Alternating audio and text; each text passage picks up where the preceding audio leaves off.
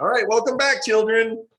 This is another one of our How to Arm Wrestling series, and tonight we have Robert Gould. Robert, why don't you tell us what we're about to look at tonight? Well, we're looking at my matches from the New England Championships 2 weekends ago. Nobody knows what date this is. So what date was this tournament? Oh, shit. On the 30th, I believe. October 30th? Something like that, yeah. Okay. And where are you from? I'm from Maine, Corinna, Maine. It's near Bangor. All right. And how long you been arm wrestling? Just since this summer. All right. So this is Probably 10 hours of practice. So this is your first tournament after 10 hours of practice. Yeah. Yeah. Although I did practice with Rob Vigent a couple of times. Did you beat him? Oh, of course. Yeah. Good job. A little bit more drinking than pulling, but it was a great time. Was he drinking beer or wine? Wine. Yeah, that's weird, right? I've never seen him drink beer personally, but I've only hung out with him like 3 times. But yeah. It seems like he drinks wine and mixed drinks. Was he drinking wine out of a wine glass at arm wrestling practice?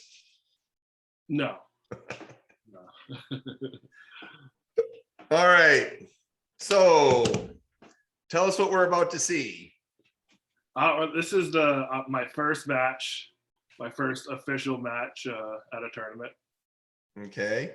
Let me play it through, then we'll go through and we'll talk through it. So I'll play it through nonstop.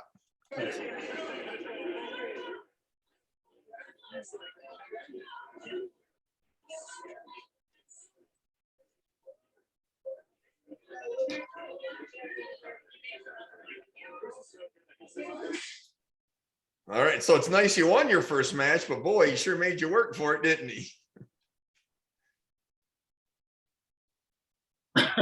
Yeah, I definitely worked a lot harder than I should have. All right, so what I see, it looks like you came off go quicker than he did, and you got good shape, but boy, he hung you up once you got about halfway down to the pad. Yeah. So I talked to this guy before the tournament, and actually this was his first tournament as well. Oh, really? Mine, yes. So I just so happened to be walking at the same time that he was. Okay. He didn't even know if he was going to pull, and I was in the same boat. I actually didn't think I was going to, and one of my teammates from my Twin City Pullers here in Bangor, Brewer, Maine, just told me I should pull, and I decided to kind of at the last minute. Well, you did good here. Like Yeah. I said, you got off go first. You got cupped in. You're nice and tight with your shoulders up near your hand. Your body's angled. And you've already rolled his forearm up. So his palm's facing the ceiling. He's in a bad shape right there. So you got off go good. And that was weird on his part to drag that elbow back. Yeah, if I was coaching him, I'd say don't do that. Because now he's really open and this forearm straight, but even then he's strong. And it looks like you're pushing straight down. What are you doing right here? I mean, I don't really remember, honestly. If I was there, I'd tell you one of two things. Either take all of this and head straight for this peg. When he's this far opened and that arm's flat, he can't protect anything sideways. So had you not done anything but just pushed off your right foot and drug the whole match sideways, his arm would have rotated. And that definitely would have gone down. You would have smashed his hand right into that string. They would have called that. Okay. Or the other thing that he's begging to happen to him is you're all curled in, you're tight, you're at the front of the pad. You could have just kept your hand just like that and come straight back. Either his arm would have followed and kept getting lower, or you could have rolled his hand out. Like with my whole body, come straight back. Drag your elbows right to the back of the pad. Just drag, because he's already open and he's trying to go backwards. So, yeah, either head to the peg or head to the back of the table. I was getting my elbow caught up on the corner too. Yeah. I need to hold it maybe upside down so I don't do that. I have really short arms. so it's hard for me to kind of get around. I know exactly what you're saying, but yeah, that guy is strong to tie you up as like he did, because it's where this guy's at. It's really hard to dig your arm out of that hole right there. There's not too many people who come back from that. Yeah. And then I think he just.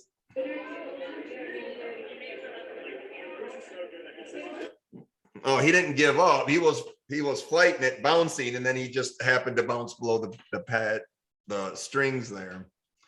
All Yeah. right. Well, good job. For only 10 hours into the sport, you got good form. Now, we just saw your first match. What match of the tournament is this? This was my second match. Second. So it's right after the other match. Yeah, probably like 5 minutes later. All right. Let's see what happens. Let's see what happens here. We'll play it all the way through, then we'll go back and review it. So it looks good, but you're not so fast on this one. Looks like he gets off go before you do. He definitely does. Your hand's not up. You didn't roll your hand all the way over like you did the first guy, but this guy did get off quicker. But you stayed nice and tight. I don't so much like your face pointing down. I wish your head was up more, but your elbow and your shoulder and your hand are tight. This guy's a little open, but this is what's impressive is he gets off go first and you drag him back. That shows some power. Because you're in such good form, you were in a lot better position to do that than he was. But this guy had to have felt good when you got off go. He had to have felt good there. But then you just, I mean, you're displaying very, very good form in that match to take him right. So one thing to note, sorry to interrupt. You interrupt all you want. So Rob was trying to teach me like top rolling, and it just didn't feel natural to me. And I tried that kind of in practice a few times, but once I got to the tournament, I kind of went right back to what felt natural, like how I used to pull in high school. Yeah, top rollers try to teach everybody to top roll. They don't understand what it's like to have short arms. Top rolling is very. If you're the shortest guy in the class, you're not top rolling very many people. Yeah, yeah. It doesn't feel right for me. So you won your first two matches at your first tournament. What have we learned so far? We learned that we don't need to be in the novice classes anymore, right? Don't waste your time in no more novice classes. All right. So now what are we going to see? Who's this fella? Should I mention his name? If you know it. Yeah, Wade Roberts. And how did he do in the well, let's watch the match, then we'll come back and discuss what happens. Come on, Rob. Oh, top rollers. A top roller will mess your whole day.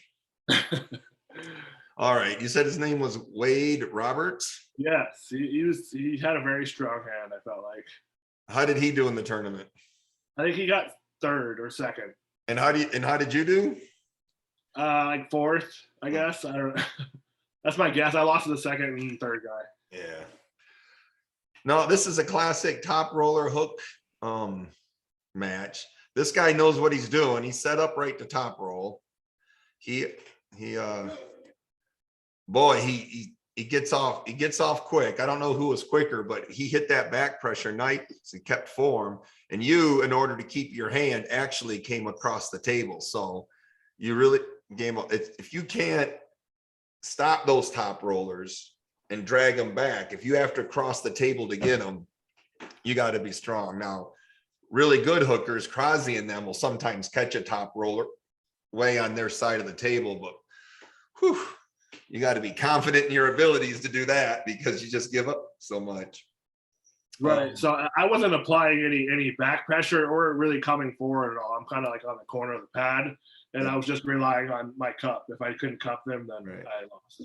I'm saying what happened is you start here It happened so quick. You see how you kind of came forward? Yeah. Wow, that matches. Oh, I only jumped back 10 seconds and I completely missed. All right, so it starts. Boom. Let's see if I can slowly frame by frame. I'm gonna say go soon. Boom. See your head, and watch your head and shoulders. Boom. All right. You Yeah. come as soon as they say go, boom.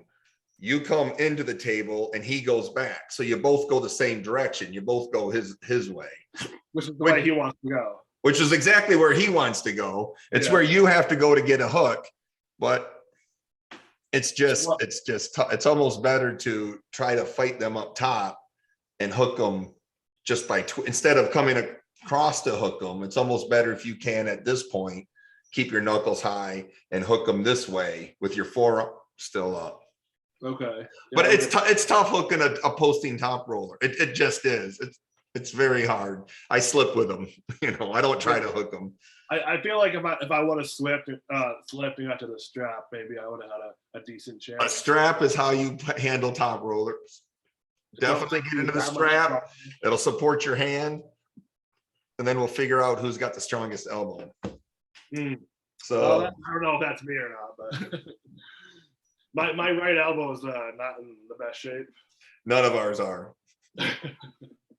Well, I've only been arm wrestling for a couple of months, but I think it'll hurt for a while, but it'll get better. Yeah. This guy's just got a good classic top roll going, and you just don't have the cup to contain him. Yeah. And at this point, you couldn't slip out. He would have so much. In order to slip out here, that would be truly desperate. Your chance to slip was right.